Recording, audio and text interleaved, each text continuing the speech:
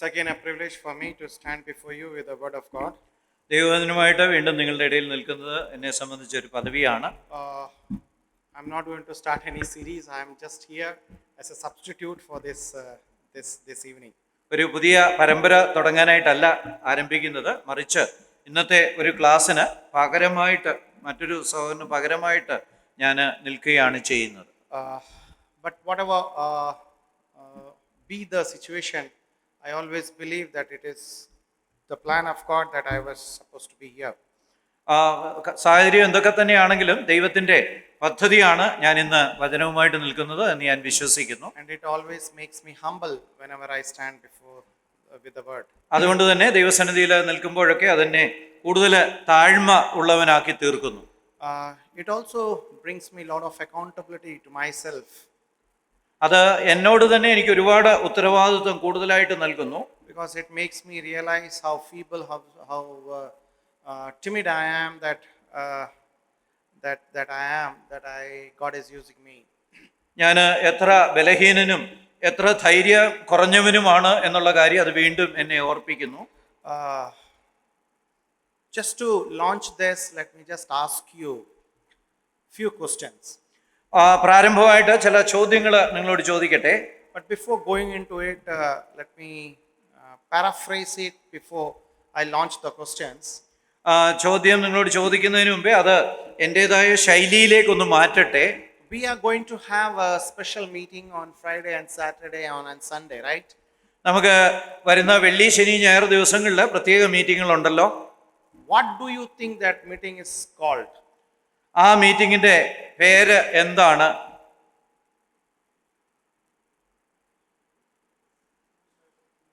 Suvisesha Yogam. Okay. Anybody else? വേറെ ഉത്തരം വല്ലതും ഉണ്ടോ? Special meeting. Special meeting. Convention, right? Convention. Vipin announced on Sunday that we are going to have a Suvisesha Yogam. വിപിന് സഹോദരൻ കഴിഞ്ഞ ആഴ്ച പറഞ്ഞത് നമുക്ക് ഒരു സുവിശേഷ യോഗം ഉണ്ടായിരിക്കുമെന്നാണ്. And that leads me to few questions before you. അത് നിങ്ങളോട് ചില ചോദ്യങ്ങൾ ചോദിക്കാൻ എന്നെ പ്രേരിപ്പിക്കുന്നു.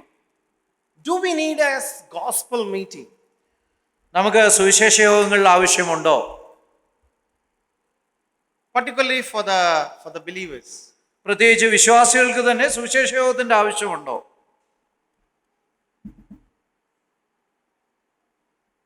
Do we need a gospel meeting? നമുക്ക് സുവിശേഷ യോഗം ആവശ്യമുണ്ടോ? If not, then why are we going to have that gospel meeting? നമുക്ക് ആവശ്യമില്ലേ പിന്നെ നമ്മൾ എന്തിനാണ് അത് നടത്തുന്നത്? Or it is only for the non-believers? അത് അവിശ്വാസികൾക്ക് വേണ്ടി മാത്രമാണോ? ഉത്തരം പറയണമല്ലോ അല്ലേ? ഉത്തരം പറയണം. What do you think? നിങ്ങൾ എന്ത് ചിന്തിക്കുന്നു?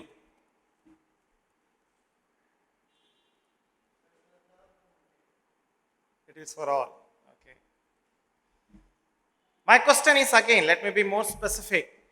Do we as a believer need a gospel meeting? ഞാൻ കൃത്യമായിട്ട് അങ്ങ് ചോദിക്കുകയാണ്, ഒരു വിശ്വാസി എന്നുള്ള നിലയ്ക്ക് നമുക്ക് ഓരോരുത്തർക്കും സുവിശേഷവും കൊണ്ട് പ്രത്യേക പ്രയോജനമുണ്ടോ, ആവശ്യമുണ്ടോ?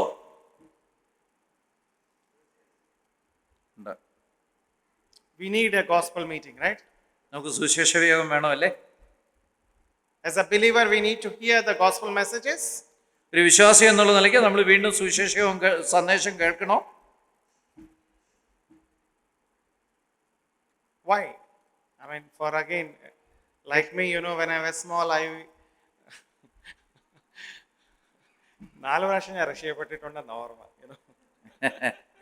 ഒരു യുവാവ് എന്നുള്ള നിലയ്ക്ക് ഞാൻ 4 പ്രാവശ്യം രക്ഷിക്കപ്പെട്ടതായിട്ട് ഓർക്കുന്നുണ്ട്.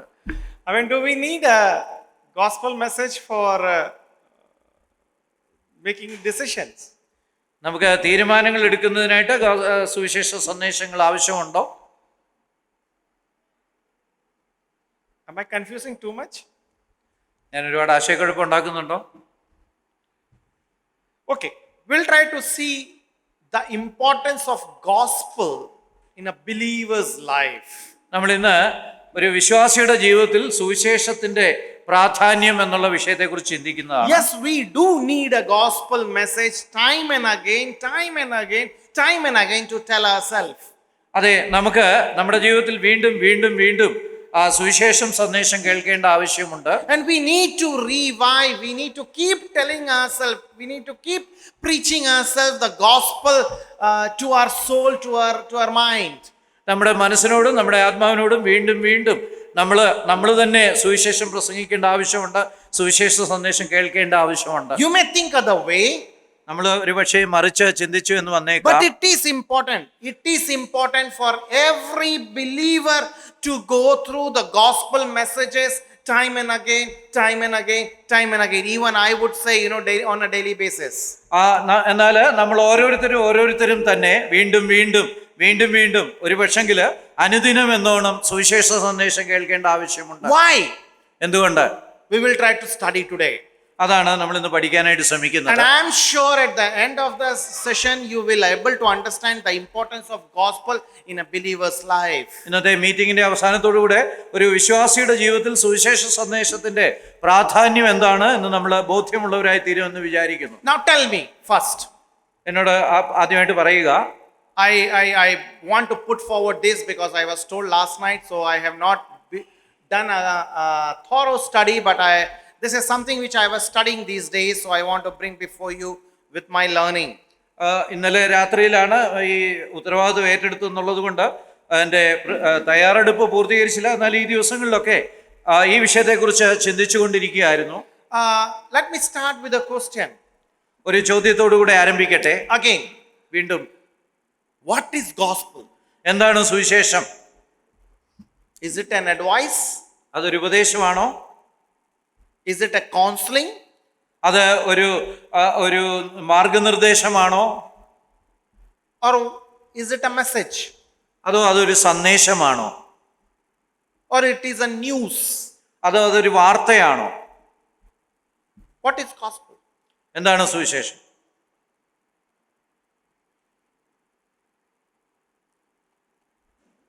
Is it an advice which you go before the sinners and give the advice, ഇത് നമ്മൾ ഒരു പാപിയെ കാണുമ്പോൾ അവന് കൊടുക്കുന്ന ഉപദേശമാണോ? Is it? What is it? ആണോ? എന്താണത്?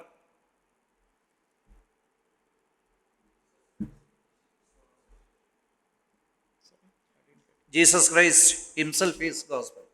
Jesus Christ himself is gospel. Yes, definitely. We are coming to that. യേശു ക്രിസ്തു തന്നെയാണ് സുവിശേഷം. But my question is just before that. I want to know what is gospel. എന്നാൽ അതിലേക്ക് വരുന്നതിന് മുമ്പേ എന്താണ് സുവിശേഷം എന്ന് നമ്മൾ കൃത്യമായിട്ട് നിർവചിക്കണം. Because if you talk to the people, I have been interacting with a lot of believers, and there I have found that people have misunderstood the gospel itself at the first place. പലരെയും കാണുമ്പോൾ അവരൊന്നാമതായി തന്നെ സുവിശേഷം എന്നുള്ള ആ കാര്യത്തെ തെറ്റിദ്ധരിച്ചിരിക്കുന്നു എന്ന് എനിക്ക് തോന്നിയിട്ടുണ്ട്. The moment you go and talk to the people about gospel, they think, no, I don't want this advice, my brother.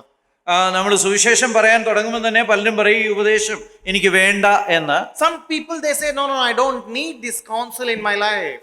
ഈ മാർഗനിർദ്ദേശം എൻ്റെ ജീവിതത്തിൽ ആവശ്യമില്ല എന്ന് മറ്റു ചിലർ പറയും. What is gospel? എന്താണ് സുവിശേഷം? Let's try to find in the terminology of Paul. പൗലോസ് അപ്പോസ്തലന്റെ വാക്കുകളിൽ അത് എന്താണെന്ന് നമുക്ക് നോക്കാം. Romans 10 verses 9. റോമാലേഖനം 10:9 വാക്യം വായിക്കാം. റോമർ 10:9.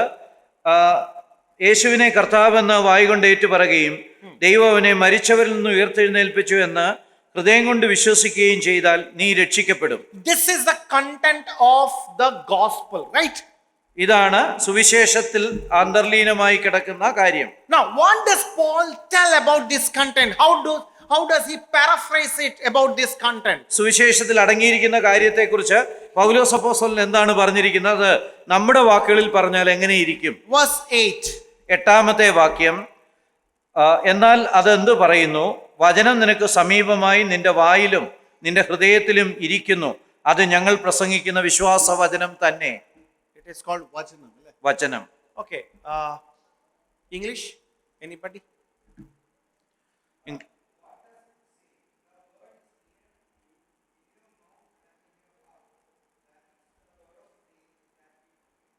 Okay, again it is word. Word In- of faith. Word in- of faith. Word of faith. In my version, it says, basically it says it's a message of faith. ഞാൻ refer ചെയ്യുന്ന എൻ്റെ ബൈബിളിൽ, എൻ്റെ വേർഷനിൽ അത് സുവിശേഷത്തിൻ്റെ സന്ദേശം എന്നുള്ള അർത്ഥത്തിലാണ് പറഞ്ഞിരിക്കുന്നത്. It's a message. അതൊരു സന്ദേശമാണ്, It's a news. അതൊരു വാർത്തയാണ്. The news which has happened almost 2000 years back. 2000 വർഷങ്ങൾക്ക് മുമ്പേ നടന്ന ഒരു കാര്യത്തെക്കുറിച്ചുള്ള വാർത്ത. That news has an implication to my life today. ഇന്ന് എൻ്റെ ജീവിതത്തിൽ ആ വാർത്തയ്ക്ക് ഒരു പ്രഭാവമുണ്ട്. Are you able to follow me? ഞാൻ പറയുന്നത് മനസ്സിലാക്കാൻ കഴിയുന്നുണ്ടല്ലോ. For example, ഉദാഹരണത്തിനായിട്ട്, imagine that there was a bomb blast in the railway station. ആ റെയിൽവേ സ്റ്റേഷനിൽ ഒരു ബോംബ് സ്ഫോടനം ഉണ്ടായി എന്ന് ചിന്തിക്കുക, സങ്കല്പിക്കുക. And you are supposed to go to the railway station in 1 hour or 2 hours time. നമ്മൾ 1 മണിക്കൂറിനുള്ളിലോ 2 മണിക്കൂറിനുള്ളിലോ റെയിൽവേ സ്റ്റേഷനിലേക്ക് പോകാനായിട്ട് പ്ലാൻ ചെയ്യുന്നുണ്ട്. You just receive a message, you just receive a news that there was a bomb blast. Does that has any implication in your life? നമ്മൾ ആ railway സ്റ്റേഷനിലേക്ക് പോകാൻ തുടങ്ങുമ്പോൾ ഒരു വാർത്ത ഇങ്ങനെ വരിക, ഒരു ബോംബ് സ്ഫോടനം നടന്നിരിക്കുന്നു എന്നുള്ള വാർത്ത. ആ വാർത്ത വന്നാൽ അതിന് നമ്മൾ വല്ല സ്വാധീനം ഉണ്ടാകുമോ? Yes, that will have an impact, right? തീർച്ചയായിട്ടും അതിനൊരു പ്രഭാവം അല്ലെങ്കിൽ സ്വാധീനം ഉണ്ടാകും. Similarly, there was a story which has happened almost 2000 years back when God came in this world in the form of a human being, died for me on the cross of Calvary, taking my pain, my burden, my sin on the cross, becoming a sin for me, died for me on the cross, buried, and on third day he rose again victoriously, and he is alive. This is a good news which I have been told. നമ്മളോട് പറഞ്ഞിരിക്കുന്ന ആ നല്ല സന്ദേശം എന്ന് പറയുന്നത് 2000 വർഷം മുമ്പേ സാക്ഷാൽ ദൈവമായവൻ മനുഷ്യനായി ഈ ലോകത്തിൽ അവതരിച്ചു, അവൻ നമുക്ക് വേണ്ടി മരിച്ചു, അങ്ങനെ അവൻ ഉയർത്തെഴുന്നേറ്റു, നമ്മുടെ പാപത്തിന് മോചനം വരുത്തിയിരിക്കുന്നു. ആ സന്ദേശമാണ് എനിക്ക് ഇന്ന് ലഭിക്കുന്ന ആ നല്ല സന്ദേശം. So that has an implication today after 2000 years. ഈ 2000 വർഷത്തിന് ശേഷം ഇന്നും ആ സന്ദേശത്തിന് ഒരു പ്രഭാവമുണ്ട്, സ്വാധീനമുണ്ട്. So if I confess my sin, my belief on him, I'll be saved and I'll accept him as my Lord, as my personal savior. ഞാൻ ആ മരിച്ചുയർത്തെഴുന്നേറ്റ യേശുക്രിസ്തുവിൽ വിശ്വസിക്കുകയാണെങ്കിൽ, ആ യേശുക്രിസ്തുവിനെ കർത്താവെന്ന് സ്വീകരിക്കുകയാണെങ്കിൽ എനിക്ക് പാപമോചനം കിട്ടും. Are you able to follow me? നിങ്ങൾക്ക് ഞാൻ പറയുന്നത് മനസ്സിലാകുന്നുണ്ടോ? So gospel is not an advice. പടൻ Gospel is not an advice. സുവിശേഷം എന്ന് പറയുന്നത് ഒരു ഉപദേശമല്ല. It's not at all an advice, not at all a counsel. അത് ഒരു മാർഗനിർദ്ദേശവുമല്ല. But it is the news. It is the message, a good news which has an implication for every human being in this world. അത് സുവിശേഷത്തെക്കുറിച്ച് അല്ലെങ്കിൽ നല്ല വാർത്തയെക്കുറിച്ചുള്ള ഒരു സന്ദേശമാണ്. അത് 2000 വർഷം മുമ്പ് സംഭവിച്ച കാര്യത്തെക്കുറിച്ചുള്ള സന്ദേശമാണ്. If you just look into the religious entities in this world, ഈ ലോകത്തിലുള്ള മതപരമായിട്ടുള്ള സ്ഥാപനങ്ങളെ കുറിച്ച് ചിന്തിച്ചാൽ, most of the religions have been formed by the men or by the one or other way, kind of a prophet or saint or whatever they may call. It's all through the human interventions. ഒരുപക്ഷെ ഒരു പ്രവാചകനോ ഒരു നേതാവോ അങ്ങനെ ആരെങ്കിലും ഉണ്ടാക്കിയതായിരിക്കാം നമ്മൾ കാണുന്ന ഓരോ മതപ്രസ്ഥാനങ്ങളും. And all of them, they all lead to the way. They say that is the way to go to God. അവരോരോരുത്തരും നമുക്ക് ഇതാണ് ദൈവത്തിലേക്കുള്ള വഴി എന്ന് കാണിച്ചു തരിക മാത്രമാണ് ചെയ്യുന്നത്. But you know what? The belief what you have and what I have, the scripture what we have says God himself came in this world. And he told the mankind that I am God, come to me. എന്നാൽ വചനം നമ്മളെ പഠിപ്പിച്ചു തരുന്നത് എന്താണ്? ദൈവം തന്നെ മനുഷ്യനായിട്ട് ഈ ലോകത്തിലേക്ക് വന്നിട്ട് ഞാനാണ് വഴി എന്ന് തന്നെ വെളിപ്പെടുത്തി എന്നുള്ളതാണ്. He says, you are searching God, I am the God. അവൻ ദൈവമാണെന്ന് പറഞ്ഞു. I am the way, the life, I am the bread and the resurrection. He's saying I am and I am. He's claiming what he is. ദൈവം താന് വെളിപ്പെട്ടപ്പോൾ താൻ ദൈവമാണെന്ന് പറയുക മാത്രമല്ല, ഞാൻ വഴിയാണ്, സത്യമാണ്, വെളിച്ചമാണ്, ജീവനാണ്, ഞാൻ ആകുന്നു എന്നുള്ള അനേക പ്രസ്താവനകൾ നടത്തുകയുണ്ടായി. Jesus Christ, the only one who could claim, I am. യേശുക്രിസ്തുവിന് മാത്രമാണ് ഞാൻ ആകുന്നു എന്ന് അവകാശപ്പെടാൻ കഴിഞ്ഞവൻ. Because the God himself came in this world. കാരണം ദൈവം തന്നെ മനുഷ്യനായി ലോകത്തിലേക്ക് വന്നു. And that is how, the Paul says, he himself is the good news. അതുകൊണ്ട് തന്നെയാണ് പൗലോസ് അപ്പോസ്തലൻ പറയുന്നത്, ഈ യേശുക്രിസ്തു തന്നെയാണ് നല്ല സന്ദേശം അല്ലെങ്കിൽ സുവിശേഷം എന്ന്. I don't know, that's what Paul says. We'll read that. 1 Corinthians chapter 2 verses 1 and 2. നമുക്കതൊന്ന് വായിച്ചു നോക്കാം. 1 കൊരിന്ത്യർ 1-ാം അധ്യായത്തിന്റെ 1-2 വാക്യങ്ങൾ. He says, I know nothing. I know only one person, that is Jesus Christ. He to whom I am come here to preach. പൗലോസ് അപ്പോസ്തലൻ പറയുകയാണ്, ഞാൻ ഒന്നുമല്ല, എനിക്കൊരു വ്യക്തിയെ അറിയാം, യേശുക്രിസ്തുവിനെ. ആ യേശുക്രിസ്തുവിനെ പ്രസംഗിക്കാനാണ് ഞാൻ വന്നിരിക്കുന്നത്. 1 Corinthians 2 verses 1 and 2. 2 Corinthians. 1 Corinthians chapter 2 Okay. 1 കൊരിന്ത്യർ 2-ാം അധ്യായത്തിന്റെ 1-2 വാക്യങ്ങൾ. ഞാനും സഹോദരന്മാരെ നിങ്ങളുടെ അടുക്കൽ വന്നപ്പോൾ വചനത്തിന്റെയോ ജ്ഞാനത്തിന്റെയോ വൈഭവം കൂടാതെ അത്രേ ദൈവത്തിന്റെ സാക്ഷ്യം നിങ്ങളോട് പ്രസ്താവിപ്പാൻ വന്നത്. ക്രൂശിക്കപ്പെട്ടവനായ യേശുക്രിസ്തുവിനെ അല്ലാതെ മറ്റൊന്നും അറിയാത്തവനായി നിങ്ങളുടെ ഇടയിൽ ഇരിക്കണം എന്ന് ഞാൻ നിർണയിച്ചു. I know nothing, but I know Jesus Christ whom I have come to introduce you. എനിക്ക് മറ്റൊന്നും അറിയാത്തവനായിട്ട് യേശുക്രിസ്തുവിനെ വെളിപ്പെടുത്തുന്നവനായിട്ട് ഞാൻ വന്നു. He is the gospel. യേശുക്രിസ്തു തന്നെയാണ് സുവിശേഷം. He is the embodiment of gospel. അവനാണ് സുവിശേഷത്തിന്റെ ദേഹരൂപം. He is the one whom the gospel is shaped upon. അവന്റെ രൂപത്തിലാണ് സുവിശേഷത്തെ ദൈവം രൂപപ്പെടുത്തിയിരിക്കുന്നത്. So when you understand Jesus Christ, you understand the good news, the gospel in totality. യേശുക്രിസ്തുവിനെ മനസ്സിലാക്കുമ്പോൾ നമ്മൾ സുവിശേഷത്തെ അതിന്റെ പൂർണ്ണതയിൽ മനസ്സിലാക്കുകയാണ്. Now the question comes. ഇപ്പോഴ് വരുന്ന ചോദ്യം, yes, I have taken the decision for salvation. ഞാൻ രക്ഷിക്കപ്പെടാനായിട്ടുള്ള തീരുമാനം എടുത്തു. Now I have taken that, I have understood the definition of gospel. I have understood the gravity, the intensity of it, and I have accepted Jesus Christ as my Lord, as my Savior. സുവിശേഷത്തിന്റെ പ്രാധാന്യം, എന്റെ ഗൗരവം, ഈ കാര്യമൊക്കെ ഞാൻ മനസ്സിലാക്കി. ഞാൻ യേശുക്രിസ്തുവിനെ കർത്താവിന്റെ രക്ഷിതാവായിട്ട് അംഗീകരിച്ച് അങ്ങനെ രക്ഷിക്കപ്പെട്ടിരിക്കുന്നു. So what? അതുകൊണ്ട് തന്നെ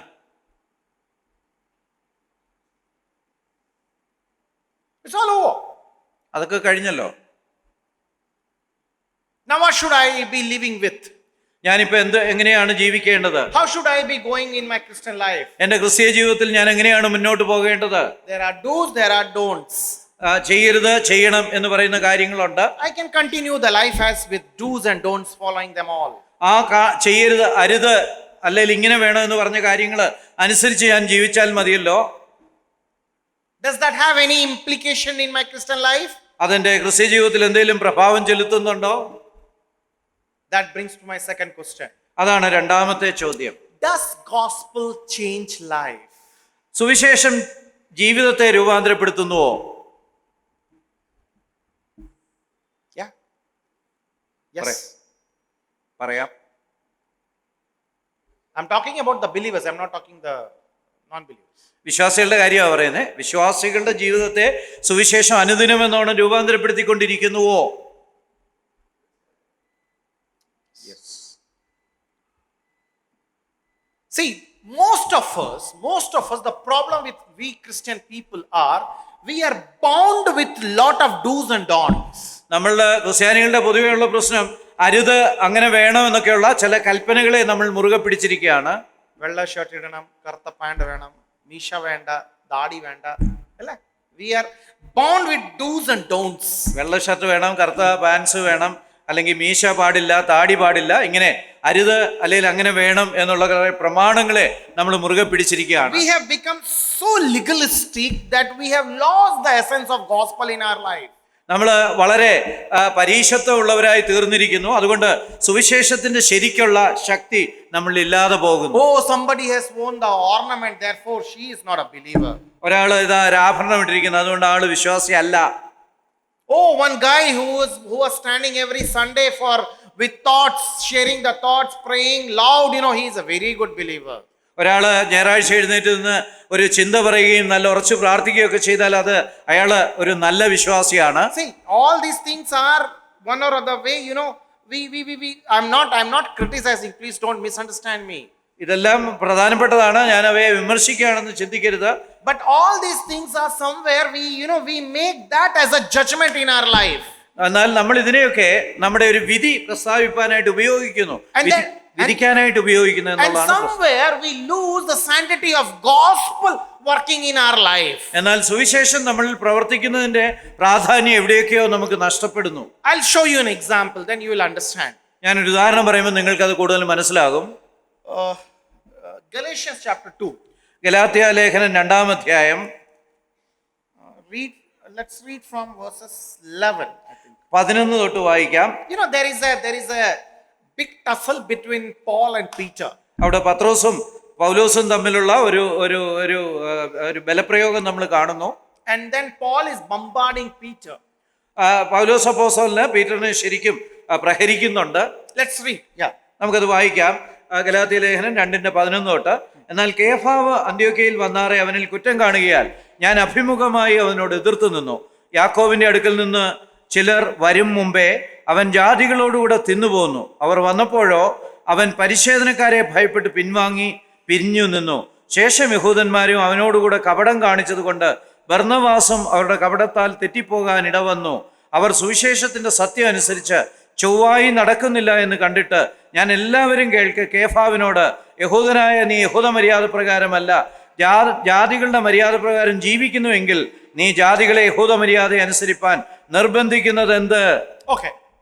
Now the problem with both of this legends are, ഈ യുഗപ്രഭാവന്മാരായ രണ്ടുപേരെയും സംബന്ധിച്ചുള്ള പ്രശ്നം, there were certain things which they were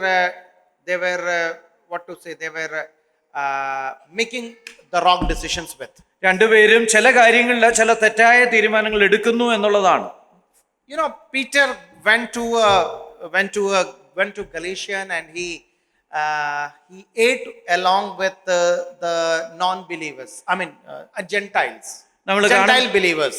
നമ്മൾ കാണുന്നത് ഗലാത്യയില് പത്രോസ് വന്നപ്പോഴ് വിജാതീയരായിട്ടുള്ള വിശ്വാസികളോട് ഇടകലർന്നു. Okay. So the history is, Peter came to visit those Gentile believers and he had a nice time with them. They offered him food, he ate properly and he went back. അവന് വിജാതീയരായ വിശ്വാസികളുടെ ഇടയിൽ വന്നു, അവരുമായിട്ട് ശരിക്കും ഇടകലർന്നു, അവരോടുകൂടെ തിന്നു കുടിച്ചു. അത് കഴിഞ്ഞ് നല്ലൊരു കൂട്ടായ്മയ്ക്ക് ശേഷം താൻ മടങ്ങിപ്പോയി. And then next time when he comes back again, he comes with a couple of Jewish brothers. എന്നാൽ പിന്നീട് ഒരിക്കല് കുറെ യഹൂദ വിശ്വാസികളോടൊപ്പം അവൻ വന്നപ്പോഴ് he did not eat with Gentiles. ആ യഹൂദ വിശ്വാസികളോടൊപ്പം വന്ന സമയത്ത് വിജാതീയരോടുകൂടെ അവൻ കഴിക്കുന്നത് ഒഴിവാക്കി. Why? എന്തുകൊണ്ട്? Because he took those laws all the way, saying that the Jewish should not have a communion with Gentiles, and he carried the same thing and he had a big problem. അവന്റെ പഴയ വിശ്വാസമായിരുന്ന യഹൂദന്മാര് വിജാതീയരോടുകൂടെ ഇടകലരുത്, കൂട്ടായ്മ ആചരിക്കരുത് എന്നുള്ള ആ പഴയ ഭാണ്ഡം അവൻ ചുമന്നുകൊണ്ട് വീണ്ടും വരികയാണ്. He's carrying all those burdens along with. അവൻ ആ പഴയ ഭാണ്ഡങ്ങളെല്ലാം ചുമന്നുകൊണ്ട് വരികയാണ്. What happens? എന്ത് സംഭവിക്കുന്നു? It becomes a rift between Paul and Peter. അത് പൗലോസും പത്രോസും തമ്മിൽ ഒരു വാക്കുതർക്കത്തിന് കാരണമായി തീരുന്നു. Now if you tell that the laws are important as it's as important as gospel to live our Christian life, there comes the problem. നമ്മളിപ്പം പറയുകയാണ് നിയമങ്ങളൊക്കെ തന്നെ സുവിശേഷത്തെ പോലെ ക്രിസ്തീയ ജീവിതത്തിൽ പ്രാധാന്യമുള്ളവയാണ്, അനുസരിക്കേണ്ടവയാണ് എന്ന് പറഞ്ഞാൽ ഒരു പ്രശ്നം ഉണ്ടാകും. There are do's and don'ts which we have to follow as per the law for taking our Christian life forward. നമ്മുടെ ക്രിസ്തീയ ജീവിതത്തിൽ നമ്മൾ മുന്നോട്ട് പോകണമെങ്കിൽ ചില ചെയ്യരുത് ചെയ്യണം എന്നൊക്കെയുള്ള പ്രമാണങ്ങൾ അനുസരിക്കേണ്ടിയിരിക്കുന്നു. But that is not something which comes out of gospel. എന്നാൽ അത് സുവിശേഷത്തിൽ നിന്ന് വരുന്നതല്ല. It doesn't change life.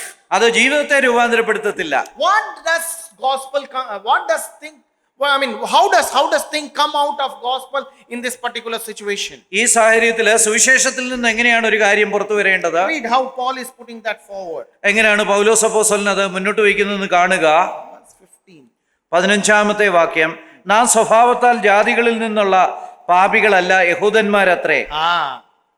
എന്നാൽ യേശുക്രിസ്തുവിലുള്ള വിശ്വാസത്താൽ അല്ലാതെ ന്യായപ്രമാണത്തിന്റെ പ്രവൃത്തികളാൽ മനുഷ്യൻ നീതീകരിക്കപ്പെടുന്നില്ല എന്ന് അറിഞ്ഞിരിക്കൊണ്ട് നാമും ന്യായപ്രമാണത്തിന്റെ പ്രവൃത്തികളാൽ അല്ല, ക്രിസ്തുവിലുള്ള വിശ്വാസത്താൽ തന്നെ നീതീകരിക്കപ്പെടേണ്ടതിന് ക്രിസ്തയേശുവിൽ വിശ്വസിച്ചു.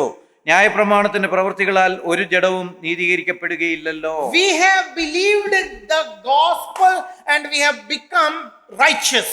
നമ്മൾ സുവിശേഷത്തിന് നമ്മളെ തന്നെ വിധേയപ്പെടുത്തി കൊടുത്ത് നമ്മൾ നീതിയുള്ളവരായി We തീർന്നു. became Jesus Christ, his death on the cross. We believed him, therefore we have become the righteous one. യേശുക്രിസ്തു കാൽവരി ക്രൂശിൽ നമുക്ക് പകരമായി മരിച്ചു എന്ന് വിശ്വസിച്ച് അങ്ങനെയാണ് നമ്മൾ നീതി പ്രാപിച്ചത്. It is not something which we have become the righteous because of some do's and don'ts. നമ്മൾ ചില കാര്യങ്ങൾ ചെയ്തതുകൊണ്ടോ ചിലത് ചെയ്യാതിരുന്നത് കൊണ്ടോ അല്ല നമ്മൾ നീതിയുള്ളവരായി തീർന്നത്. It's not at all. അങ്ങനെയല്ല. We have become righteous because of the gospel. സുവിശേഷം കാരണമാണ് നമ്മൾ നീതിയുള്ളവരായി തീർന്നത്. So our walk should be fully depending on the gospel. അതുകൊണ്ട് തന്നെ നമ്മൾ സുവിശേഷത്തിൽ സമ്പൂർണ്ണമായിട്ട് ആശ്രയിക്കുന്നവരാകേണ്ടിയിരിക്കുന്നു. Because gospel does not bind you. സുവിശേഷം നമ്മളെ ബന്ധിക്കുന്നില്ല. Gospel does not make you carry the burden. പഴയ ഭാണ്ഡക്കെട്ടുകൾ ചുമക്കാൻ അത് നമ്മളെ പ്രേരിപ്പിക്കുന്നില്ല. Rather, gospels makes you free. മറിച്ച് സുവിശേഷം നമ്മളെ സ്വതന്ത്രരാക്കുകയാണ്. Gospels make you love people whom you did not love before. നേരത്തെ സ്നേഹിച്ചിട്ടില്ലാത്തവരെ സ്നേഹിക്കാൻ നമ്മെ പ്രേരിപ്പിക്കുന്നതാണ് സുവിശേഷം. That is how it should be. അങ്ങനെ ആയിരിക്കണം അത്. Remember, church is not the place for good people. സഭ എന്ന് പറയുന്നത് നല്ല ആൾക്കാർക്ക് വേണ്ടിയുള്ള സ്ഥലമല്ല. Church is a place of converted sinners. മാനസാന്തരപ്പെട്ട പാപികൾക്കുള്ള സ്ഥലമാണ്. There will be lot of sinful habits which may pop up in between of all the believers. പല വിശ്വാസികളുടെ ഇടയിലുള്ള തെറ്റായ പല സ്വഭാവങ്ങളുമായിട്ട് നമ്മൾ താതാത്മ്യം പ്രാപിച്ചു പോകേണ്ടി വന്നേക്കാം. It's a place of converted sinners. ഇത് രൂപാന്തരപ്പെട്ട പാപികളുടെ സ്ഥലമാണ്. And this is a place where we are turning into the likeness of Christ day by day. ഇവിടെ ഓരോ ദിവസവും കൂടുതൽ യേശുക്രിസ്തുവിന്റെ സ്വരൂപത്തോട് അനുരൂപപ്പെട്ടുകൊണ്ടിരിക്കുന്ന So that is how the church helps us to be like Christ. അങ്ങനെയാണ് സഭ നമ്മളെ ക്രിസ്തുവിനെ പോലെ ആയി തീരാൻ പ്രേരിപ്പിക്കുന്നത്. We are not the perfect people. We are not the perfect people. നമ്മൾ ആരും സമ്പൂർണ്ണരായ മനുഷ്യരല്ല. We are not the people whom we know we can just say that sinners are out or good people are only in. No, we cannot make any distinction of that sort. പാപികൾ പുറത്തു പോകട്ടെ, നല്ല മനുഷ്യർ അകത്ത് വരട്ടെ എന്ന് പറഞ്ഞ് വകഭേദം ഉണ്ടാക്കുവാൻ നമുക്ക് അവകാശമില്ല. Yeah, when we understand that there is a sin, we have to intervene.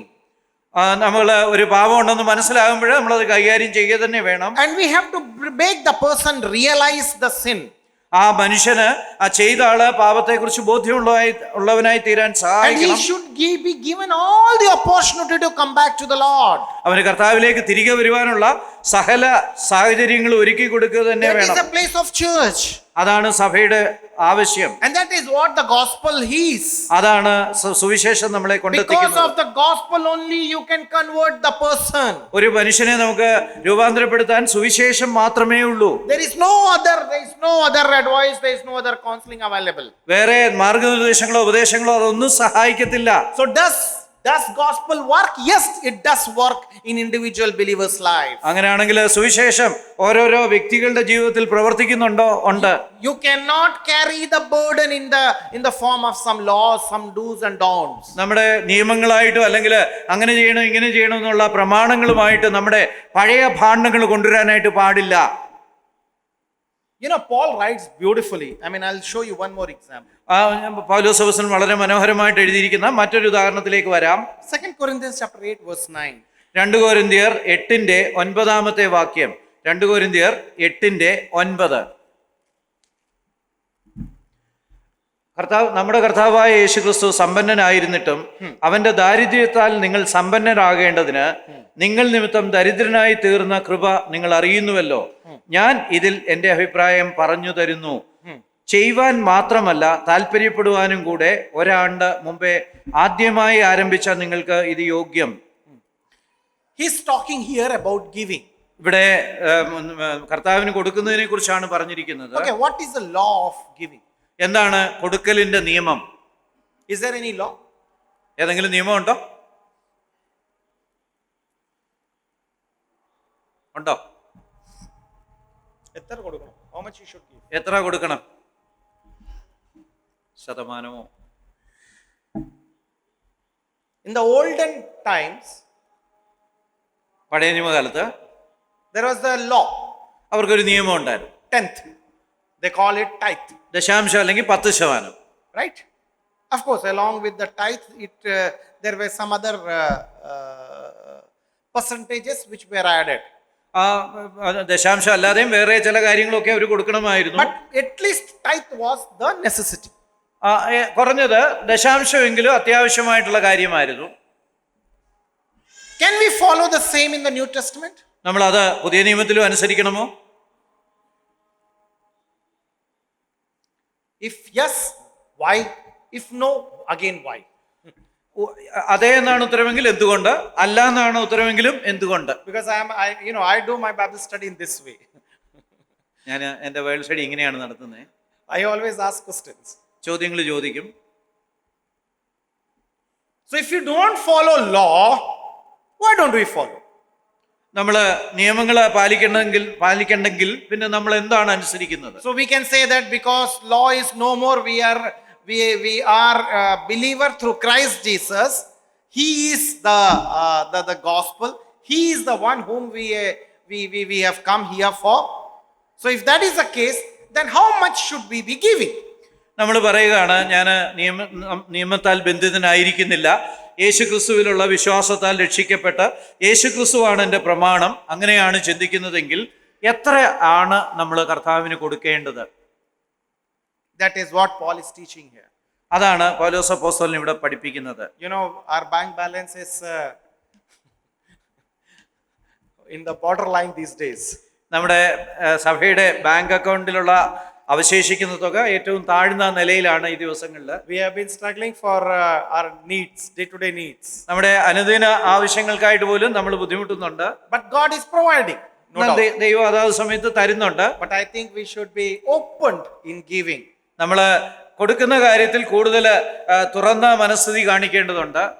Because it is something which we all have been taught, but still somewhere we are putting our hands behind. നമ്മൾ ഇത് പലപ്പോഴും നമുക്ക് ഇതിനെക്കുറിച്ചുള്ള പഠനങ്ങളൊക്കെ ലഭിച്ചിട്ടുണ്ട്. എന്നാൽ പലപ്പോഴും നമ്മുടെ കൈ നമ്മൾ പുറമോട്ട് വലിക്കുന്നവരാണ്. And somewhere we are I do not know, we are restricting ourselves to take up the responsibility in giving to the church. നമ്മൾ സഭയ്ക്ക് കൊടുക്കുന്ന ഉത്തരവാദിത്വം പലപ്പോഴും നിർവഹിക്കുന്നില്ല. So let us be more cheerful giver. നമ്മൾ സന്തോഷത്തോടെ കൊടുക്കുന്നവരായി Why തീരാൻ should we ഇടയാകട്ടെ. be giving? നമ്മൾ എത്രയാണ് കൊടുക്കേണ്ടത്? Why should we be giving? എന്തുകൊണ്ടാണ് നമ്മൾ കർത്താവിന് വേണ്ടി കൊടുക്കണം? Why? Paul says because of Jesus Christ you should be giving. കർത്താവ് കാരണം നിങ്ങൾ കൊടുക്കണമെന്നാണ് പൗലോസ് അപ്പോസ്തലൻ പറയുന്നത്. There is a reason. അതാണ് അതിന്റെ കാരണം. The reason is Jesus Christ himself. കർത്താവായ യേശുക്രിസ്തു തന്നെയാണ് അതിനുള്ള കാരണം. Because he, while in the richness of his glory, he became poor for you and for me. അവൻ തന്റെ മഹത്വത്തിന്റെ ആധിക്യത്തിന്റെ ഇടയ്ക്ക് എനിക്കും നിങ്ങൾക്കും വേണ്ടി അവൻ ദരിദ്രനായി തീർന്നു. അവനായി തീർന്നു. He became no one for you, for me. ഒന്നുമല്ലാത്തവനായി എനിക്കും നിങ്ങൾക്കും വേണ്ടി ആയി തീർന്നു. He gave himself. അവൻ തന്നെ നൽകി. That is the extent where he's expecting us to give. നമ്മൾ കൊടുക്കേണ്ടതിന്റെ അതിര് അവിടെ തന്നെയാണ്. Are you able to follow me? ഞാൻ പറയുന്നത് മനസ്സിലാക്കാൻ കഴിയുന്നുണ്ടോ? The change in life because of the gospel, even in the action of giving. കൊടുക്കുന്ന കാര്യത്തിൽ പോലും ആ സുവിശേഷത്തിന്റെ സ്വാധീനം ഉണ്ടായിരിക്കേണ്ടതാണ്. The gospel is the base even for giving, for making any decision. കർത്താവിന് കൊടുക്കുന്ന കാര്യത്തിൽ തീരുമാനം എടുക്കുന്നിടത്ത് പോലും സുവിശേഷമാണ് അതിന്റെ മാനദണ്ഡം. Your life is not governed by laws. നമ്മുടെ ഓരോരുത്തരുടെയും ജീവിതം ഓരോ നിയമങ്ങളാൽ ബന്ധിതമായിരിക്കുന്നില്ല. But it is purely being governed by the gospel. എന്നാൽ സുവിശേഷത്താൽ അത് നിയന്ത്രിക്കപ്പെട്ടിരിക്കുന്നു. We have to think what did Jesus Christ do or how does he expect from me?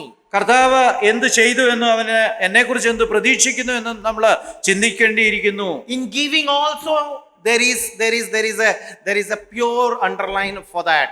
ആ കൊടുക്കുന്ന കാര്യത്തിലും അതേപോലുള്ള തത്വമാണ് നമ്മൾ കാണുന്നത്. What about relationship? ബന്ധങ്ങളെ സംബന്ധിച്ച് എങ്ങനെയാണ്? We were discussing about Ephesians.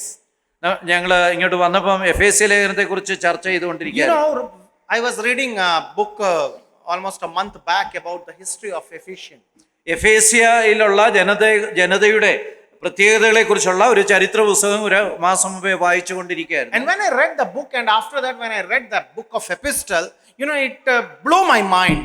ആ ചരിത്രം വായിച്ച ശേഷം എഫേസ്യ ലേഖനം വായിച്ചപ്പോൾ അതെന്റെ മനസ്സിനെ ഒരുപാട് വികസിപ്പിച്ചു. Ephesia was basically a business city. ഈ എഫേസ്യ പട്ടണം എന്ന് പറയുന്നത് ഒരു സാമ്പത്തികമായിട്ട് വളരെ കാര്യങ്ങൾ നടന്നിരുന്ന ഒരു പട്ടണമാണ്. People those who lived there were either upper middle class or the rich people. അവര് വളരെ ധനപരമായിട്ട് ഉന്നത നിലയിലും അല്ലെങ്കിൽ ശരാശരിക്ക് മുകളിലുമുള്ളവരായിരുന്നു. A place where most of the people in those era wanted to go and stay. ആ സ്ഥലത്ത് ആ കാലഘട്ടത്തിൽ അനേകരെ പോയി താമസിക്കാൻ ഇഷ്ടപ്പെട്ടിരുന്നു. Because full of luxury and full of high class lifestyle. സുഖഭോഗത്തിന് വേണ്ട ധാരാളം സാധ്യതകൾ ഉണ്ടായിരുന്നു. അതുപോലെ വളരെ ഉന്നതമായ ജീവിത നിലവാരം ഉള്ള ഒരു സ്ഥലമായിരുന്നു. I'll tell you a small cultural impact of that city. ആ ഒരു സംസ്കാരത്തിന്റെ സ്വാധീനം ആ പട്ടണത്തില് എങ്ങനെയായിരുന്നു ഉണ്ടായിരുന്നെന്നൊന്ന് പറഞ്ഞോട്ടെ. When two individuals got married, husband and wife, രണ്ട് വ്യക്തികൾ തമ്മിൽ വിവാഹിതരാകുമ്പോൾ ഭാര്യയും ഭർത്താവും, it was a kind of a contract. അതൊരു കരാറിന്റെ അടിസ്ഥാനത്തിലായിരുന്നു. And the male will only marry the lady who can bring more number of mistress along with her. ആ പുരുഷന് തനിക്ക് എത്രയധികം തോഴിമാരെ കൊണ്ടുവരാൻ കഴിയുമോ അത്രയും തോഴിമാരെ കൊണ്ടുവരാൻ കഴിയുന്ന ഒരു സ്ത്രീയെയാണ് ഭാര്യയായിട്ട് സ്വീകരിച്ചിരുന്നത്. So he will not only get a wife, but he will also get number of concubines. അവന് ഒരു ഭാര്യയെ മാത്രമല്ല ലഭിക്കുന്ന, അനേക വെപ്പാട്ടികളെയും ലഭിക്കുമായിരുന്നു. Does that sound something related to you and me in Kerala culture? നമ്മുടെ കേരളത്തിലുള്ള സംസ്കാരവുമായിട്ട് അത് ചേർന്ന് പോകുമോ? We call it Stridhanam, right? നമ്മൾ സ്ത്രീധനം എന്ന് പറയാറുണ്ട് കേരളത്തില്. We don't give mistress, we give money. കേരളത്തില് തോഴിമാരെ കൊടുക്കാറില്ല, പക്ഷെ പണം കൊടുക്കുന്ന സംവിധാനമുണ്ട്. Anyway, I'm not going to it. ഞാൻ അതിലേക്ക് ഇപ്പം പോകുന്നില്ല. So this was a culture where the Ephesians believer lived. ഈ ഒരു സംസ്കാരത്തിലാണ് എഫേസ്യ വിശ്വാസികൾ So ജീവിച്ചത്. the male, the husband will be free to have a relationship with anybody in his house. ഒരു പുരുഷൻ അവന്റെ വീട്ടിലുള്ള ആരുമായും ലൈംഗിക ബന്ധത്തിൽ ഏർപ്പെടാനുള്ള സ്വാതന്ത്ര്യം ഉണ്ടായിരുന്നു. And his wife will be totally confined for her husband. എന്നാൽ ഭാര്യയെ സംബന്ധിച്ച് ഭർത്താവിനോട് മാത്രം വിധേയപ്പെട്ട് ജീവിക്കണമായിരുന്നു. Now keeping this as your context, now read chapter 5 of Ephesians. ഈ ഒരു കാര്യം നമ്മുടെ മനസ്സിൽ വെച്ചുകൊണ്ട് എഫേസ്യ ലേഖനം 5-ാം അധ്യായം വായിക്കാം. I used to wonder why is Paul writing again and again to the husbands in this chapter. ഈ അധ്യായത്തിലെ വീണ്ടും എന്തുകൊണ്ടാണ് പൗലോസ് അപ്പോസ്തലൻ ഭർത്താക്കന്മാർക്ക് വേണ്ടിയുള്ള നിർദ്ദേശങ്ങൾ കൊടുക്കുന്നത് എന്ന് പലപ്പോഴും ചിന്തിച്ചിട്ടുണ്ട്. But then I realized what is the reason behind this. അതിന്റെ കാരണം എന്താണെന്ന് ഞാൻ ഈ ചരിത്രം വായിച്ചപ്പോഴാണ് എനിക്ക് ബോധ്യം വന്നത്. Now just read this last verse, right? 32. അതിന്റെ അവസാന വാക്യം 33-ാം വാക്യം. എന്നാൽ നിങ്ങളും അങ്ങനെ തന്നെ ഓരോരുത്തൻ താന്റെ ഭാര്യയെ തന്നെ പോലെ തന്നെ സ്നേഹിക്കണം, ഭാര്യയോ ഭർത്താവിനെ ഭയപ്പെടേണ്ടതാകുന്നു. No, there is a Christ like Christ loved as 28. അവണ്ണം ഭർത്താക്കന്മാരും തങ്ങളുടെ ഭാര്യമാരെ സ്വന്തം ശരീരത്തെ പോലെ സ്നേഹിക്കേണ്ടതാകുന്നു.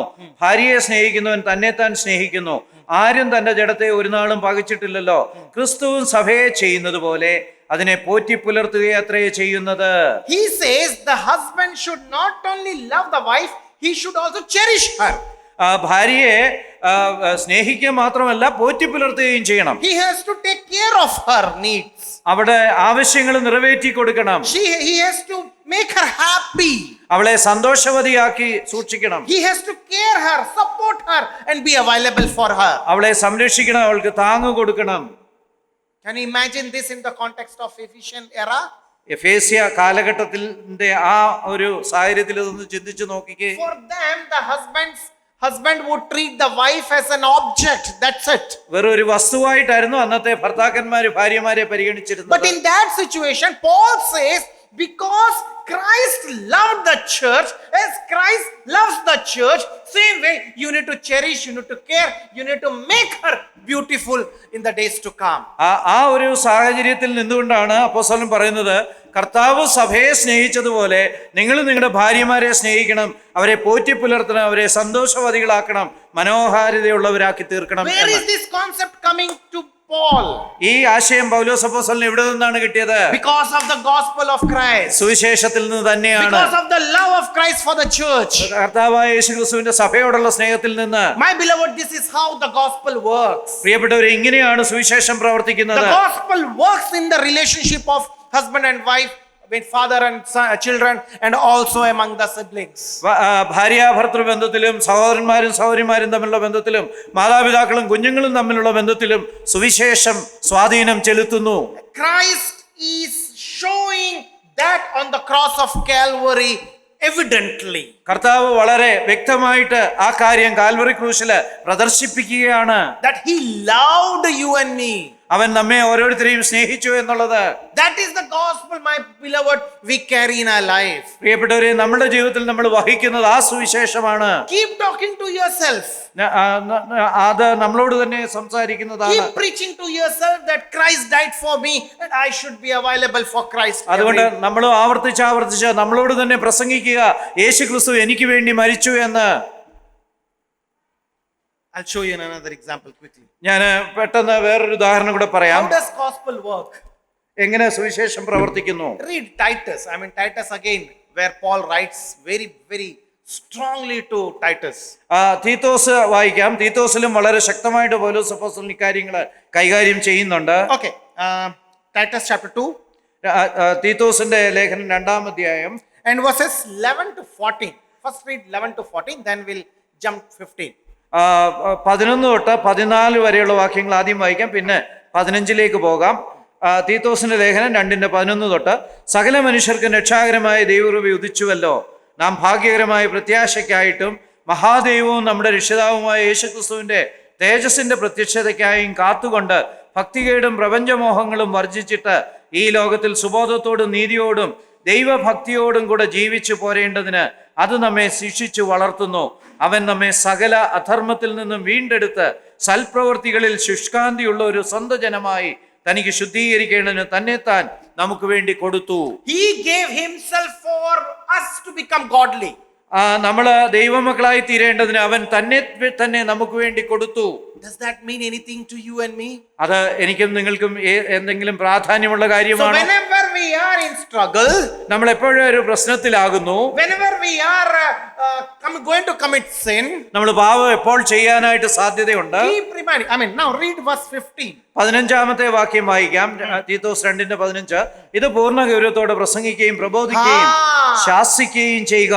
This is something which we have to keep teaching, exhorting each other, my beloved. അങ്ങനെയുള്ള സന്ദർഭങ്ങളിലൊക്കെ ഇത് പൂർണ്ണ ഗൗരവത്തോടെ പ്രസംഗിക്കുകയും പ്രബോധിപ്പിക്കുകയും ചെയ്യേണ്ടിയിരിക്കുന്നു. Why? Because this is what is going to make us godly, make us help us to become like Christ. കാരണം എന്താന്ന് ചോദിച്ചാല് നമ്മളെ അതാണ് ദൈവ മക്കളാക്കി മാറ്റുന്നത്, ഭക്തിയുള്ളവരാക്കി മാറ്റുന്നത്, മാത്രമല്ല നമ്മുടെ പരീക്ഷകളെ അതിജീവിക്കാൻ സഹായിക്കുന്നത്. It is only the grace of Christ Jesus who died for us on the cross of Calvary makes us godly in our day-to-day life. നമ്മളെ ഭക്തരാക്കി മാറ്റുന്ന, അനുദിന ജീവിതത്തിൽ ഭക്തരാക്കി മാറ്റുന്നത് കാൽവറി ക്രൂശിൽ നമുക്ക് വേണ്ടി മരിച്ച യേശുക്രിസ്തുവാണ്. You know, I was reading about one of a gambler's life story. ഒരു ചൂതാട്ടക്കാരന്റെ ജീവിത കഥയെക്കുറിച്ച് വായിക്കാനിടയായി. He came to know the Lord. അവൻ കർത്താവിനെ അറിഞ്ഞു. And then he says about his struggle. അവന്റെ ബുദ്ധിമുട്ട്, അവന്റെ പരീക്ഷകളെ കുറിച്ച് അവൻ പിന്നെ പറയുകയാണ്, പോരാട്ടങ്ങളെ കുറിച്ച്. He says, He wanted to go for gambling അവൻ പറയുന്നത് അവന് വീണ്ടും ചൂതാട്ടത്തിന് പോകണമെന്നുള്ള തോന്നൽ വരുന്നുണ്ട്. because it had become a kind of an addiction in his life. കാരണം അവനെ സംബന്ധിച്ച് അതൊരു അഡിക്ഷനായിട്ട്, ഒരു അടിമത്തമായിട്ട് മാറിക്കഴിഞ്ഞിരുന്നു. And he says, time and again, if he gets some money, he will be attracted to the gambling spot. എപ്പോഴൊക്കെ അവന്റെ കയ്യിൽ കുറച്ച് പണം വരുന്നു, അപ്പോഴത്തേക്ക് ആ ചൂതാട്ട കളരിയിലേക്ക് അവന്റെ ശ്രദ്ധ പോകാറുണ്ട്. So there he was reading the book of Titus. അവൻ അപ്പോഴ് ഈ തീത്തോസിന്റെ ലേഖനം വായിക്കാൻ ഇടയായി. And then he says, whenever the thought comes of gambling, he says, I just picturize or think of the cross where Jesus Christ is hanging. That was the place I was supposed to hang. അവൻ പറയുന്നത് പിന്നീട് എപ്പോഴൊക്കെ അവൻ ഈ ചൂതാട്ടത്തിലേക്ക് മടങ്ങിപ്പോകുവാനായിട്ട് പ്രേരിപ്പിക്കപ്പെട്ടു, അപ്പോഴൊക്കെ ആ Calvary ക്രൂശിൽ അവന് പകരമായിട്ട് തൂങ്ങി മരിച്ച യേശുക്രിസ്തുവിനെ കുറിച്ച് അവൻ ചിന്തിച്ചു തുടങ്ങിയെന്ന്.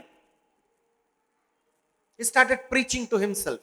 അവൻ തന്നോട് തന്നെ പ്രസംഗിച്ചു തുടങ്ങി. He started exhorting himself. അവന് യേശുക്രിസ്തുവിനെ തന്റെ തന്നെ ജീവിതത്തിൽ പുകഴ്ത്തി തുടങ്ങി, ഉയർത്തി തുടങ്ങി. And he says, that is how I initially came out of my struggles. അങ്ങനെയാണ് ആദ്യകാലങ്ങളിൽ പ്രലോഭനങ്ങളിൽ താൻ പുറത്തു വന്നതെന്ന് അവൻ പറഞ്ഞിരിക്കുന്നു. My beloved, let me ask you, പ്രിയപ്പെട്ടവരെ, ഞാൻ നിങ്ങളോട് ചോദിക്കട്ടെ, how many years you have been in the Lord now? രക്ഷിക്കപ്പെട്ട് എത്ര കാലമായി?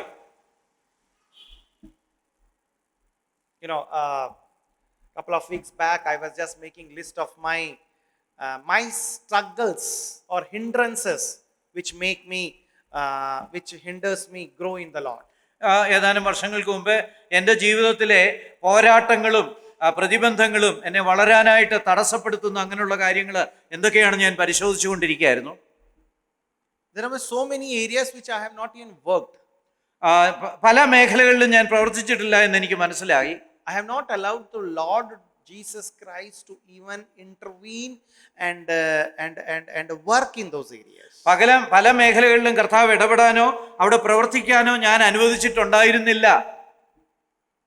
My beloved, you and me cannot get rid of our Christian struggles. പ്രിയപ്പെട്ടവരെ, നമുക്ക് ക്രിസ്തീയ പോരാട്ടങ്ങളെ ഒഴിവാക്കാൻ കഴിയത്തില്ല unless and until you intervene those struggles with the gospel of Christ. കർത്താവായ യേശുക്രിസ്തുവിന്റെ സുവിശേഷത്തിന്റെ വെളിച്ചത്തിൽ ആ പ്രലോഭനങ്ങളെയും പോരാട്ടങ്ങളെയും നമ്മൾ നേരിട്ടില്ലെങ്കിൽ അവയെ അതിജീവിക്കാനായിട്ട് നമുക്ക് കഴിയുകയില്ല. We may do lot of conventions. നമ്മൾ ഒരുപാട് കൺവെൻഷനുകളൊക്കെ നടത്തിയെന്ന് വന്നേക്കാം. You may preach, you may teach, you may break the bread and wine and whatever you may be doing, but you will not become like Christ. നമ്മൾ പലപ്പോഴും പ്രസംഗിച്ചെന്ന് വന്നേക്കാം, പഠിപ്പിച്ചെന്ന് വന്നേക്കാം, അപ്പം മുറിച്ചെന്ന് വന്നേക്കാം, പല കാര്യങ്ങൾ ചെയ്തു എന്ന് വന്നേക്കാം. എന്നാൽ നമ്മൾ ഒരിക്കലും അവ കൊണ്ട് മാത്രം യേശുക്രിസ്തുവിനെ പോലെ ആയി തീരത്തില്ല. If we want to become like Christ, we need to allow the areas to bring those areas in the light of gospel. നമുക്ക് വളരണമെന്നുണ്ടെങ്കിൽ നമ്മുടെ അങ്ങനെയുള്ള പ്രശ്ന മേഖലകളിലേക്ക് യേശുക്രിസ്തുവിന്റെ സുവിശേഷത്തിന്റെ ശക്തി വ്യാപരിപ്പിച്ചാൽ മാത്രമേ നമുക്ക് വിജയിക്കാനായിട്ട് കഴിയൂ. I'll give you one example and then close. ഞാൻ ഒരു ഉദാഹരണം കൂടെ തന്നിട്ട് അവസാനിപ്പിക്കാമെന്ന് വിചാരിക്കുന്നു. We are called very good in doctrines.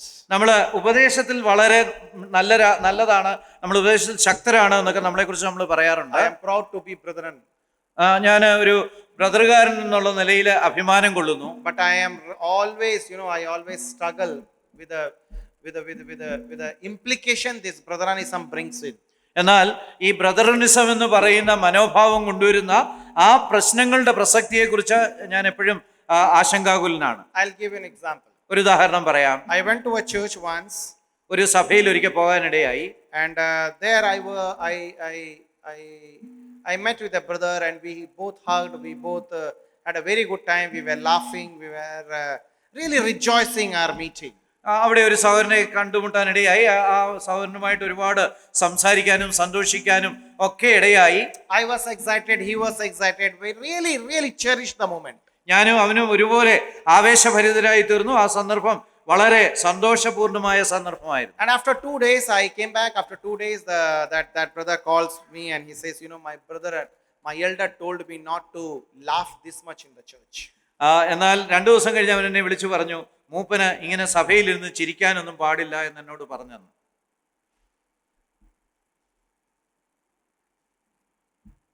We're not supposed to even laugh. നമ്മൾ ചിരിക്കാൻ പോലും പ്രതീക്ഷിക്കപ്പെടുന്നില്ല. I don't know where does this come from. ഇത് ഏത് ഭാഗത്തു നിന്നാണ് വരുന്നതെന്ന് എനിക്കറിയത്തില്ല. We become so legalistic, and we count everything on a morality grounds. നമ്മൾ വളരെ നിയമപരതയുള്ളവരായിട്ട് വളരെ പരീക്ഷത്വമുള്ളവരായിട്ട് തീർന്നിരിക്കുന്ന എല്ലാ കാര്യങ്ങളും ധാർമ്മിക അടിസ്ഥാനത്തിൽ മാത്രം കാണാൻ കഴിയുന്നവർ. I do not know why don't they read the Paul which says, rejoice in the Lord always. Again I say rejoice. എന്തുകൊണ്ടാണ് കർത്താവിൽ സന്തോഷിപ്പീൻ, ഞാനത് വീണ്ടും പറയുന്നു സന്തോഷിപ്പീൻ എന്ന് പൗലോസ് എഴുതിയിരിക്കുന്ന ഭാഗം എന്തുകൊണ്ടാണ് അവർ പരിഗണിക്കാത്തത്? It is the moment for each believer to rejoice. നമുക്ക് സന്തോഷിക്കാനുള്ള സമയങ്ങളാണ് ദൈവം It നൽകിക്കൊണ്ടിരിക്കുന്നത്. is the fellowship which we all have to enjoy. നമ്മള് അന്യോന്യമുള്ള ബന്ധത്തിൽ നമ്മൾ സന്തോഷിക്കേണ്ടിയിരിക്കുന്നു. Because it binds our relationship. അത് നമ്മുടെ ബന്ധത്തെ കൂടുതൽ ഉറപ്പിക്കുന്നു. It binds our fellowship together. നമ്മുടെ തമ്മിലുള്ള കൂട്ടായ്മയെ അത് ഉറപ്പിക്കുന്നു. It opens up to share our concern, our burden, our problems. അത് മാത്രമല്ല നമ്മുടെ പ്രശ്നങ്ങളെ, ഹൃദയത്തിലുള്ള ഭാരങ്ങളെ അന്യോന്യം തുറന്നു പങ്കുവയ്ക്കാൻ അത് സഹായിക്കുന്നു. Legalistic way you can never achieve anything. നമുക്ക് ഈ നിയമപരതയിലൂടെ അല്ലെങ്കിൽ പരീക്ഷത്വത്തിലൂടെ ഒന്നും നേടിയെടുക്കാൻ But കഴിയത്തില്ല. when it comes with gospel, പ്രിയപ്പെട്ടവരെ, സുവിശേഷത്തിലേക്ക് നാം വരുമ്പോൾ gospel allows you to rejoice in Jesus Christ. ഈ സുവിശേഷം കർത്താവിൽ സന്തോഷിപ്പാൻ നമ്മളെ അനുവദിക്കുന്ന ഒന്നാണ്. When I always make fun. What happened after the resurrection of Lazarus? ഞാൻ പലപ്പോഴും തമാശയായിട്ട് ഇങ്ങനെ പറയാറുണ്ട്, ലാസറിന്റെ ഉയർത്തെഴുന്നേൽപ്പ് കഴിഞ്ഞ് എന്ത് സംഭവിച്ചു കാണും? Would they have? What do you think? They would have cried, is it? അവർ കരഞ്ഞു കാണുമോ? എന്ത് ചിന്തിക്കുന്നു? They enjoyed. അവര് സന്തോഷിച്ചു കാണും. They enjoyed from in and out. അവര് വളരെ ആനന്ദിച്ചു കാണും. And in chapter 12, John chapter 12, the verse starts in that way. The whole family called a big party. നമ്മള് യോഹന്നാന്റെ സുവിശേഷം 12-ാം അധ്യായത്തിൽ നമ്മൾ വായിക്കുന്നത് ആ കുടുംബം ഒരു വലിയ ഒരു ചടങ്ങ് തന്നെ, ഒരു സദ്യ തന്നെ ഒരുക്കിയെന്നാണ്. They invited lot of people, and the chief guest was Jesus Christ. അവർ അനേകരെ വിളിച്ചു. അന്നത്തെ പ്രധാന അതിഥി യേശുക്രിസ്തു ആയിരുന്നു. They enjoyed. അവർ സന്തോഷിച്ചു. They ate together. അവർ ഒരുമിച്ച് ഭക്ഷിച്ചു. They had a fellowship together. അവരെ ഒരുമിച്ച് കൂട്ടായ്മ ആചരിച്ചു. And Mary comes and she pours entire what do you call perfumes on Jesus Christ. Mariya അവിടെ കർത്താവിന്റെ കാലില് ആ വലിയ ഭരണി, ആ വെങ്കൽ ഭരണിയിലുള്ള ആ സുഗന്ധ തൈലം പൂശുകയാണ്. What else you want? Jesus Christ is lifted above all in the perfumed manner. ഇതിന് അപ്പുറമായിട്ട് ആ വലിയ സുഗന്ധ ദ്രവ്യത്തിലൂടെ യേശുക്രിസ്തുവിനെ ഉയർത്തുകയല്ലാതെ അതിനപ്പുറം എന്താണ് ചെയ്യാൻ കഴിയുക? They were enjoying where Jesus has been highly adored and highly valued. അവര് കർത്താവായ യേശുക്രിസ്തുവിന്റെ ആ വലിയ വിലയും മഹിമയും ഒക്കെ കണ്ട് അവര് സന്തോഷിക്കുക. My beloved, this is what is expected of us. പ്രിയപ്പെട്ടവരെ, നമ്മളെ കുറിച്ച് ദൈവം പ്രതീക്ഷിക്കുന്ന ഇതാണ്. When we come together, Jesus Christ is the center of our fellowship. നമ്മൾ ഒരുമിച്ച് കൂടി വരുമ്പോൾ നമ്മുടെ കൂട്ടായ്മയുടെ മധ്യത്തിൽ കർത്താവായ യേശുക്രിസ്തു ഉണ്ട്. It's a moment of rejoicing. അത് സന്തോഷിക്കാനുള്ള ഒരു സമയം. Why? എന്തുകൊണ്ട്? Gospel. സുവിശേഷം, Pure gospel. നിർമ്മല സുവിശേഷം. Because we are no more with the sin. We are no more in sin.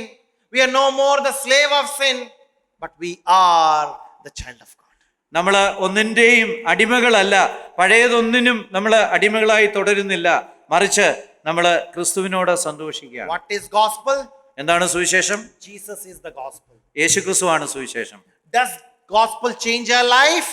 സുവിശേഷം നമ്മുടെ ജീവിതത്തെ വ്യതിയാനപ്പെടുത്തുന്നുണ്ടോ? Yes, gospel only can change our life. സുവിശേഷത്തിന് മാത്രമേ നമ്മുടെ ജീവിതത്തെ രൂപാന്തരപ്പെടുത്താൻ കഴിയൂ. No laws, no do's and don'ts. ഒരു നിയമങ്ങളും അങ്ങനെ ചെയ്യണം ഇങ്ങനെ ചെയ്യണം എന്നുള്ള പ്രമാണങ്ങളും ഒന്നുമല്ല. Only the gospel which makes us grow in our life. നമ്മുടെ ക്രിസ്തീയ ജീവിതത്തിൽ വളരാൻ നമ്മളെ സഹായിക്കുന്നത് സുവിശേഷം മാത്രമാണ്. So let's rejoice this gospel which has a beautiful essence of Jesus Christ in that. കർത്താവായ യേശുക്രിസ്തുവിന്റെ ആ സത്തയായ ഈ സുവിശേഷത്തില് നമുക്ക് ആനന്ദിക്കാം, സന്തോഷിക്കാം. And gospel is for the believers more. ആ സുവിശേഷം വിശ്വാസികൾക്കാണ് കൂടുതലായിട്ട് ആവശ്യമായിരിക്കുന്നത്. Let's keep preaching. Let's keep teaching the gospel to ourselves. നമ്മളോട് തന്നെ ഈ സുവിശേഷം പഠിപ്പിക്കാനും സുവിശേഷം പ്രസംഗിക്കാനും നമുക്ക് ശ്രമിക്കാം. God's name be glorified. അവന്റെ നാമം മഹത്വപ്പെടുമാറാകട്ടെ.